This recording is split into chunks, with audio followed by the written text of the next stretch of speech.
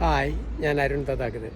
അങ്ങനെ എണ്ണമില്ലാത്ത രാജ്യങ്ങളുടെ വിട പറയലിൽ ഇന്നൊരു പ്രധാനപ്പെട്ട ഏറ്റവും പ്രിയപ്പെട്ട ഒരു രാജ്യത്തോട്, എല്ലാ രാജ്യങ്ങളും പ്രിയപ്പെട്ടാണ് എല്ലാ ആളുകളും ഇന്ന് വിട പറയുകയാണ്. പഴയ യുഗോസ്ലാവിയയുടെ കഷ്ണങ്ങളായി തിരിഞ്ഞയിലെ സെർബിയയോട്. അങ്ങനെ ഈ ബാൾക്കൻ രാജ്യങ്ങൾ എന്ന് പറയുന്ന യുഗോസ്ലാവിയ, മോണ്ടിനീഗ്രോ, അൽബാനിയ, മക്കഡോണിയ, കൊസോവോ, അങ്ങനെ ഈ രാജ്യങ്ങളിലൂടെയൊക്കെ ആയിരുന്നു ഒരു 3 മാസത്തെ യാത്ര.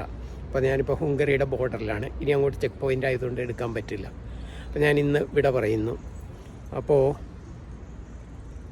ഏറ്റവും മനോഹരമായ ആളുകളിലെ എനിക്ക് ഏറ്റവും കൂടുതൽ സ്വീകരണം തന്ന, വാരിക്കൂരി എന്നെ സൽക്കരിച്ചു എന്ന് തന്നെ പറയാവുന്ന ഭക്ഷണം, കോളകൾ, വെള്ളം, പണം, വീട്ടിലേക്കുള്ള ക്ഷണം. ഞാനിപ്പോൾ നിൽക്കുമ്പോൾ ഞാൻ ഹംഗറിയിലേക്ക് പോകുന്നു എന്നറിഞ്ഞു. ഹംഗറിയിലെ ഒരു ഇത് തന്നിട്ട് അവിടുത്തെ 35 യൂറോയുടെ ടിക്കറ്റ് എടുത്ത് തരാൻ ഓൺലൈൻ വരെ ഒരാൾ എന്നെ കോണ്ടാക്ട് ചെയ്ത്, അങ്ങനെ വരെയുള്ള ഇതാണ്.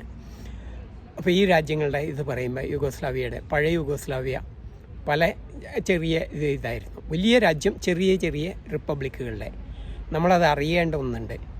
അത് അവർ ഒടുവിൽ സെർബിയൻ മാത്രമായിട്ടൊരു മൊണോപ്പൊളി കൊണ്ടുവന്നു. നമ്മൾ സ്കൂളുകളിൽ പഠിച്ചിട്ടുണ്ട്, നമ്മുടെ മാർഷൽ ടിറ്റോയുടെ ഇത് നോൺ അലൈൻമെൻറ്റ് മൂവ്മെൻറ്റ് എന്നൊക്കെ പറഞ്ഞ് അങ്ങനെ വന്ന് ഒടുവിൽ ഭാഷയുടെ ഇത് കൊണ്ടുവന്നു.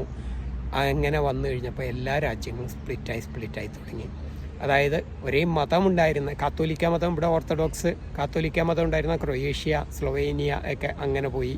പിന്നെ ഇപ്പുറത്തേക്ക് വന്നപ്പോൾ ബോസ്നിയ മുസ്ലിം മെജോറിറ്റിയിൽ മാറിപ്പോയി. ഇപ്പം മക്കഡോണിയ, നമ്മുടെ മദർ തെരേസയുടെ നാട്, സ്പ്ലിറ്റായിപ്പോയി. ഇപ്പോൾ അതാ കൊസോവോയും പോയിരിക്കുന്നു. അതായത് ഭരണം ഒറ്റ വിഭാഗത്തിൻ്റെ മാത്രം വന്നപ്പോൾ, ഒരു ഭാഷയുടെ മാത്രം സുപ്രീമസി വന്നപ്പോൾ സംഭവിച്ചതാണ്. ഏറ്റവും പവർഫുള്ളായിരുന്ന ഒരു വലിയ രാജ്യം.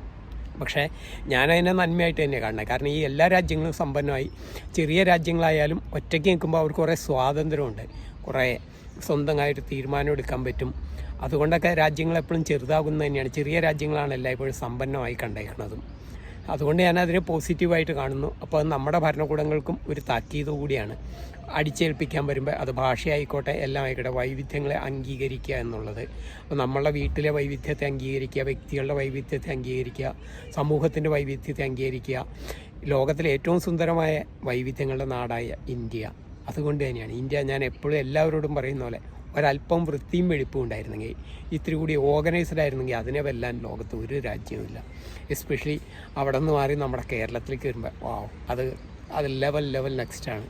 എന്തൊക്കെ പറഞ്ഞാലും അതിന് വൃത്തിയും, നമ്മൾ ഇത്തിരി വൃത്തിയും ഇത്തിരി ഇതും കൂടി ഉണ്ടായിരുന്നെങ്കിൽ അത് വേറെ ലെവലാണ്.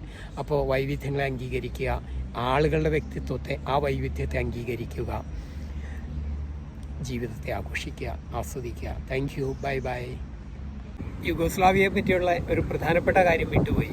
യുഗോസ്ലാവിയയ്ക്ക് മാത്രം ഉള്ള പ്രത്യേകതയായിരുന്നു അവിടെ, അല്ലെങ്കിൽ സ്ലാവിക് രാജ്യങ്ങൾ, സ്ലാവിക് രാജ്യങ്ങൾ എന്നതിന് പറയുക. അവരുടെ ഭാഷയെല്ലാം വെച്ചിട്ട് യുഗോസ്ലാവിയ, ക്രൊയേഷ്യ ഭാഷയെല്ലാം വരുന്നത് സ്ലാവിക് എന്ന് പറയുക. ആ രാജ്യങ്ങൾക്കെല്ലാം ഉള്ള ഒരു പ്രത്യേകത വിട്ടുപോയി. ലോകത്തിലെ അടിമത്വം ഇതെല്ലാം നടമാടിയിരുന്ന കാലത്ത് ആര് യുഗോസ്ലാവിയയിലേക്ക് എത്തിയാലും പിന്നെ അവർ വിമോചിതരാണ്. നോ അടിമത്വം, നോ ഡിസ്ക്രിമിനേഷൻ. അങ്ങനെ ലോകത്തിലെ ആദ്യത്തെ രാജ്യമാണ്. അത്രയ്ക്കും ഉയർന്ന നിലവാരത്തിലുണ്ടായിരുന്ന രാജ്യമാണ്. കറുപ്പില്ല, വെളുപ്പില്ല, ഡിസ്ക്രിമിനേഷൻ ഇല്ലാത്ത രാജ്യം. വളരെ പ്രധാനപ്പെട്ട ഒരു കാര്യമാണത്. അങ്ങനെ ഒരു രാജ്യം അന്നത്തെ കാലത്ത് ഇന്ന് പോലും എത്താത്ത നിലവാരത്തിൽ, നമ്മളൊന്നും ചിന്തിക്കാത്ത ആ നിലവാരത്തിൽ അന്നേ ഉണ്ടായിരുന്ന രാജ്യമാണ് യുഗോസ്ലാവിയ. അത്രയ്ക്കും പ്രധാനപ്പെട്ട ഒന്നായിരുന്നു.